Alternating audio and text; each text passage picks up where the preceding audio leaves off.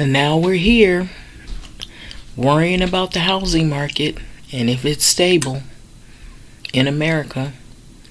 Well, according to this article and many articles that I've been researching, Wall Street, China, if they make a retaliatory move that experts say will hit the U.S. homeowners hard, here's what's happening. So basically, it's talking about China could make retaliatory moves that experts say would hit the U.S. housing market really hard, especially U.S. homeowners. So here's what's happening and how to protect your wealth. And so I'm seeing articles popping up all over the place regarding that. Is that a threat? Sure, it is. China could make retaliatory move that experts say would hit the housing market in the U.S. really hard. So they're trying to show people how to protect their wealth. And so this is not good at all. And this has to do with all of those tariffs and the trade wars. So mortgage rates are climbing in response to the sell-off in U.S. Treasury bonds, according to the CNBC. So throw in an accelerated mortgage sell-off in China and things could get much worse. So mortgage rates tend to track the 10-year Treasury yield. So it doesn't bode well for mortgages if investors decide to sell U.S. Treasury bonds. So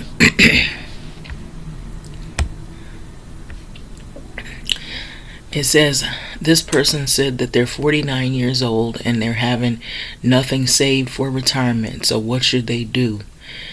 Don't panic. So they got different things here. Gain potential quarter income, blah, blah, blah, blah. I guess these are just different things that people are trying to do to try to hang on to some money. So those are little ideas, because people, when they're involved in money and Wall Street and trying to, preserve their money, they look at all these little points on how to save money and stuff. But this is, I believe, outside of the article. But going back to the article, adding to the risk is possibility that U.S. mortgage-backed securities, 15% of which are held by foreign countries, could also be increasingly on the selling block. So if China wanted to hit the U.S. pretty hard, they could unload treasuries. Is that a threat? Sure it is. So this is coming from a guy, Zelkala, executive chair in Inside Mortgage Finance. At a time of writing, President Donald Trump had imposed tariffs of 145% on Chinese goods, while China retaliated with 125, and I think it's more than that now. What I saw, it was like 147 on imported American goods. So let me stop right there. When I said that China, they raised that, it's not 125 anymore. I believe it's more, and they raised it. And what I've been hearing and what I've been reading is that, people are members of, for example, you're a member of Costco or Sam's Club or all these little stores where you get these, low prices on bulk items. But what could end up happening is the shelves in the stores could go bare, and they may not have as many things. Our food insecurity, you think just not having money to pay for food and high prices of food is going to be an issue. How about not having any food available? That's a whole nother animal in and of itself. And so this is what I'm hearing coming down the pike if these tariffs take place in some of these countries, is that we'll have limited food on shelves and limited items. And that is a possibility that a lot of these things that we're seeing in the stores now, we will see no more once those tariffs come into effect against certain countries. And then the food insecurity will be just being able to have food, period. And then the food that remains, it'll be priced so high because they're trying to make up for all of the, probably for all the difference of the things that they don't have. Making basically Americans have to pay, more just to eat. And so this is not good for nobody. That's why I say it's not a win-win for anyone, really. If countries like China decide to dump U.S. treasuries in retaliation, which is MBS, in retaliation for tariffs and trade policies, how could this impact? So why does this matter? So let's go into this right here. Treasury securities are bonds issued by the U.S. government, while mortgage-backed securities, that's what MBS means, contain pools of mortgages, okay, which is what homeowners, the people around here that have houses in the U.S. So foreign countries that own 1.32 trillion of U.S. mortgage-backed securities, according to a global market analysis, Jenny May, China is one of the largest holders of agency mortgage-backed securities, along with Japan, Taiwan, and Canada. All the people that Donald Trump is arguing and fighting with during these trade wars and threatening. So think about that. If Chinese institutions started selling off the MBS, mortgage-backed securities, and if other countries start to follow suit, it could ripple through the global financial markets. Some doubt it will happen, but this would damage China's own financial interests by devaluing its remaining holdings and destabilizing global currency markets. Melissa Kahn, Regional Vice President of Williams Ravis Mortgage. Okay. So it's generally thought to be China's best interest that the country keep its currency, the renminbi, which is RMB, lower than the US dollar, since as a nation dependent on exports, it wants to keep its prices competitive. Thus, by purchasing US debt, China maintains the balance according to which Americans can continue to buy more Chinese products. So still, an escalating trade war has raised uncertainties on all of this. And a sell-off isn't off the table either if China is willing to absorb the losses. So China had already begun selling off some of its US MBS last year, and their speculation is continuing to do so. So what does this mean for U.S. home buyers? So MB, mortgage-backed security investors, influence mortgage rates based on their willing to pay for mortgage-backed securities. So accelerating a sell-off would translate to lower prices for the bonds and thus higher mortgage rates for Americans, especially those with variable rate mortgages. Okay. So most investors are concerned that mortgage spreads would widen in either response to either China, Japan, Canada coming in with retaliatory objectives. Eric Hagen Mortgage and Specialty Finance Analysis. Okay, so BTIG told CNBC. So for those unlucky homeowners, even refinancing could leave them with higher payments. So that's what people usually do to try to lower their mortgage note, is refinance their home. So that might not even work anymore, is what they're saying, if this goes down, and if it does do this. So refinancing would be less attractive since rising rates could negate any potential savings. So the 30-year fixed mortgage rate as of April 17 averaged 6.83%, according to Freddie Mac. So some buyers could also be priced out of the market as well. So higher mortgage rates can lead to a reduction in demand and a turn lower housing prices. So sellers may be tempted to stay put until the market improves because they don't want to have to deal with getting caught up in all of this. So since higher rates lead to higher monthly mortgage payments and a higher debt to income ratio for borrowers, this scenario can lead to a tightening and a lending standard as well. To mitigate risk, lenders may increase credit score requirements. They may require a larger down payment as if they don't already. If you're looking to buy a home, secure a mortgage pre-approval so you have a budget to work with through a pre-approval isn't guaranteed. So they might even stop that. So right now that's what they have, but if you can get a good rate now, you may want to lock it in. So if you're a first-time home buyer, you might be able to apply for an FHA loan, which is guaranteed by the Federal Housing Administration. But if demand stalls, sellers may want to consider lowering an asking price or offering incentives such as covering the buyer's closing costs to sweeten that pot. So everybody's looking out for their own interests when this comes about. So on the other hand, amid economic turmoil, plummeting consumer confidence, buyers and sellers may simply choose to wait it out. Don't even enter the housing market, and if you're in it, stay put where you're at. Don't even try to sell right now. Try to lock in whatever you got locked in and stay put. So in the meantime, it's a good idea to build up your emergency funds to help cover higher costs if necessary.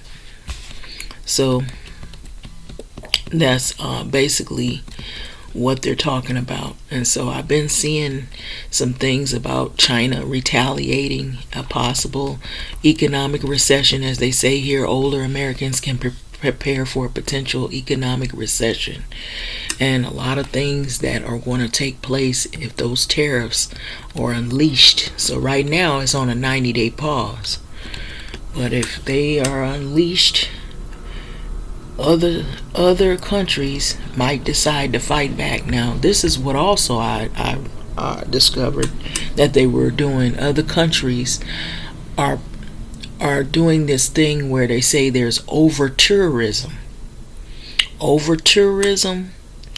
and they're saying they might even have a fine, or you might even get in trouble for doing selfies in those countries. You think I'm playing? Yeah, it's true.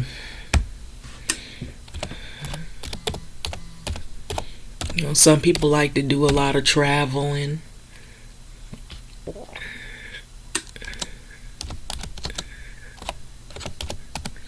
And I've been seeing countries getting together, and it's not just a few of them. A lot of them are getting together, and they don't want to deal with how over-tourism can strain popular tourist destinations. So they're doing a crackdown on over-tourism. Anti-tourist protesters vow to scare Brits in 4 countries this summer. So it might be dangerous to go to different places. Cruise limits, higher tourist taxes, and how destinations tackle over-tourism. And they also might even penalize you if you do selfies in that country if you go over there. So I'm seeing these things are coming about. And this didn't start until Trump started doing all this tariff stuff. And I guess he got everybody all riled up. So this is outside of the housing issues that I'm seeing. And it says over-tourism is a constant theme in the travel world, and it's begun to grow since the pandemic. So destinations that have received large numbers of tourists enjoyed a well-deserved break and the congestion during the lockdowns. But now people from these other countries are tired as well, and they're protesting. in their countries. Then they suddenly experienced a large wave of tourists returning once the world reopened. So much has been written about over-tourism, highlighting how different places are creating laws now to target this. So they want to target it. So so there are other places as well that are joining in the fight of this. So I've also seen, I'm kind of skipping around. So Egypt tells UK tourists not welcome in Spain. So you're seeing that, so it's so much cheaper, they claim. And then this one, I don't know, it had cut off. But one of the world's most beautiful countries in Europe considers, so you see what I'm saying. It's not just one country, there's many countries. And I guess this happened after the pandemic. There was an overpopulation of people going and traveling, because you know how they shut down everything. But it says one of the world's most beautiful country in Europe considers tourist tax and a blow to UK holiday makers. So they know that summer is coming and the holidays will fastly approach thereafter, and so they have this influx of people that want to tour. And so this is where all this is coming in. Norway could soon introduce a tourist tax as it grapples with soaring visitors numbers. Scandinavian countries, which could rightfully claim to be one of the world's most beautiful countries according to TripAdvisor, has faced growing tourism pressure in recent years. One traveler described Norway as having one of the most spectacular views that they've seen on Earth, but this popularity has led to record-breaking tourism, with Norway recording 38 million overnight stays. So a lot of people have been traveling, and after the pandemic, I guess when they reopened everything, it went tourist wild. So the proposed tourist levies aims to address the growing problem of over-tourism. It joins similar fees introducing in European countries. So Norway proposed a bill that would allow individual municipalities to charge a 3% tax on overnight stays, reflecting the country's varied tourism challenges. So there's more to read on this one as well. So if approved, the parliament, a tax could be implemented as soon as 2025. So anyone staying in hotels, campsites, short-term holiday rentals would be required to pay the levy if the municipality has adopted it. The rate was initially proposed at 5%, but was lowered after tourism stakeholders objected. So for the context, the 3% levy per night hotel room would result in an additional, 4.10 charge. So I guess that's in their currency. So the purpose of the tax is to give local authorities tools and fund infrastructure and services strained by growing tourism numbers. So any region charging a levy would need to work with the tourism industry to decide how the money is spent. The proposal requires that funds be allocated to the tourism related common goods such as signage, trail maintenance, and public toilets as well. So Norway's trade and industry minister Cecil Merseth told NRK, "We know not every municipality needs this, but in high pressure areas, it's about building trust between the local population and the visitors." So that's just one of many articles having to do with over tourism. So some people, I guess they've been traveling like crazy after the pandemic, but it put a strain on these countries. But this stuff, I don't see none of this stuff started cropping up until Trump started doing the tariff stuff. So I guess people said we're gonna put our foot down. So this was the one that was 6 days ago that I was looking at, and I've been seeing some things lots changing. So cruise limits, higher tourist taxes, and destinations that are tackling tourism. And it's a lot of different places that's dealing with this. So all these people talking about, I'm going to get a passport, I'm going to go here, I'm going to go there, I'm going to disappear, all this stuff. You might not be going nowhere. And if you go somewhere, you might be going through some worse situations over there than you think is happening right here. So like what I was saying, it says that much has been written about over-tourism, highlighting how different places are creating laws to target specific problems that over-tourism creates, such as a strain on fragile local environments and historic sites, higher housing costs associated with too many short-term vacation rentals, and overcrowding. And so they having problems in these other countries with all these people showing up. So over-tourism also creates new trends for travelers, like detour destination dupes, which focus on more affordable and less known places that provide similar experiences to other more crowded destinations. And so look at all these people, y'all. This looked like Amsterdam, but look at all those people crowded in the boats. No wonder they want to charge more money. Like, people's too many people. So Amsterdam is one of the significant destinations creating the most laws restricting or curbing over-tourism in the recent years. So it gained global headlines last year when it banned new hotel construction in the city and announced a plan to halve the number of cruise ships docking in Amsterdam by 2028. So in July 2024, it announced that it would have the number of mega cruise ships docking in the city by 2026 and eliminate its Vemkade port by 2035. So Amsterdam residents took to the streets in a protest the past December, complaining the number of tourists makes part of their city unlivable and drives up housing prices. So that's affecting the housing in those countries, y'all.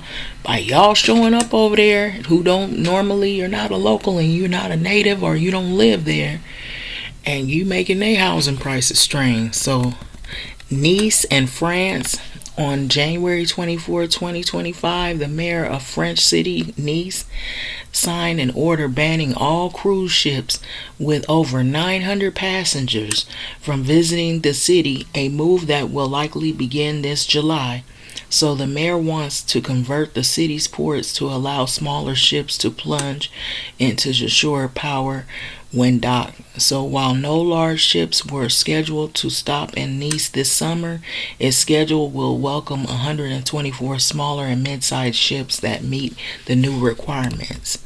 And so it's putting a strain on a lot of these countries. It's amazing how these countries are now starting to voice their opinions, and you're not starting to hear how the local people are feeling about this. Spain also is another country that said it made quite a few headlines last year about over-tourism. Residents in destinations like Barcelona and Palma de Mallorca took to the streets. And thousands had took to the streets last summer to protest the crowds of tourists that showed up there and the ensuing housing crisis, and mainly due to the many short-term vacay rentals. So that has something to do with their housing. Spain is the second most visited country in the world, so Barcelona is bound to have its run-ins with over-tourism as well. So last year, the new laws were created to help change that.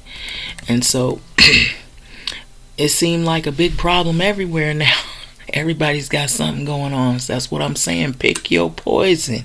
So Barcelona hopes to ban short-term rentals by 2028, while Alicante is banning new short-term rentals for the next 2 years. So as a deterrent, Spain's federal government is proposing 100% tax on non-European Union residents who purchase property in Spain. So Greece, what are they talking about? Let's see. They made some changes as well to combat over-tourism last year too. The nation's increased its tourist tax to help generate funds for climate emergencies like wildfires, which is estimated to generate an additional 300 mil, I guess, in their currency a year. So the country's prime minister also noted last year that he plans to limit the number of cruise ships visiting the island, like Santorini and Mykonos, sometime in 2025. So there's been no word yet on when or if this will happen, but other destinations have changed to limit cruise tourism, so it's highly possible. So Athens also limited the number of visitors to the Acropolis last year to 20,000 per day. So travelers heading to Santorini and Mykonos by cruise ship also now pay more, with new US $22 tax designed to help preserve this island. Okay, so they having problems everywhere else. So everywhere else ain't perfect. They got their issues. Italy joins in the whole thing as well. Is one of the most, that's another one that's visited the most in the world. And Venice, a popular city that was one of the first destinations to gain global attention for its over-tourism problem. So cities all across Italy are finding ways to combat over-tourism. So Venice implemented a day trip tax for travelers who don't stay the night during the high tourist days, and later added a size limit for tourist groups. So groups can only be 25 people per people maximum. So Rome as well also put a limit to the number of people at the highly popular Trevi Fountain. Only 400 people are now allowed within the visiting section at one time. So they get a lot of people. And so in December, the nations banned self-check-in options for accommodations, including key boxes outside the short-term rentals like Airbnbs, ahead of 2025 Jubilee year, which is expected to bring millions of travelers to Rome and other parts of Italy this year. So Czech Republic, they cracked down as well on unregistered short-term vacation rentals in major cities like Prague in September of 2024. While it shouldn't impact travelers themselves, it does provide more oversight for those who own short-term rentals in the big cities, which would address the growing housing crisis for residents. And Japan as well has become increasingly popular post-pandemic, thanks to mainly due to the pandemic's halt in travel and to the destination and the weaker yen that allows people to enjoy the less expensive travel to Japan. So with that being said, the country's created a few measures over the past 2 years, that is, to help curb over tourism. It launched a bullet train to the less visited Fuki Prefecture. It's a Fuki Prefecture to encourage a greater spread of tourism, implemented barriers against tourists overcrowding certain areas while taking photos of Mount Fuji, and have also discussed increasing tourist tax fees for certain iconic attractions for their preservation. So another popular travel year will likely bring few more changes to combat the crowds, especially in popular places. So U.S. national parks, in the United States National Park Foundation was given a $100 mil grant. Lilly Endowment incorporated in August 2024, in part to help the national parks research to create plans to combat over tourism as well, just even right here in the U.S. So during and after the pandemic, many of the most popular parks in the U.S. implemented a reservation system to limit the number of daily visitors and spread visitation more evenly. So now, however, with the Trump administration firing an estimated 4,000 national park employees and speculation about the administration defunding them, the future of the national parks has never been so uncertain. And so that's pretty much how it goes with all of that. And so you see the still photos of all the popular touristy destinations. And so that's unfortunate that we got all this going on. So it seemed like this stuff started to become a thing now, since the, the frustration and the anger that's happened over here with, people being upset about, the tariffs, and now everybody's cracking down on their own problems, what they're going through. And I think this was already happening, but now it's starting to become more evident that everybody is kind of following suit. So just keep your eyes and ears open. But people are not always readily wanting to have you to come to their country without having their laws in place, and you got to respect that. So since they doing the most here, I guess it's gonna happen everywhere, right? So this is what I've been seeing. Over tourism is a thing now. So summer is coming. So where do you plan to be?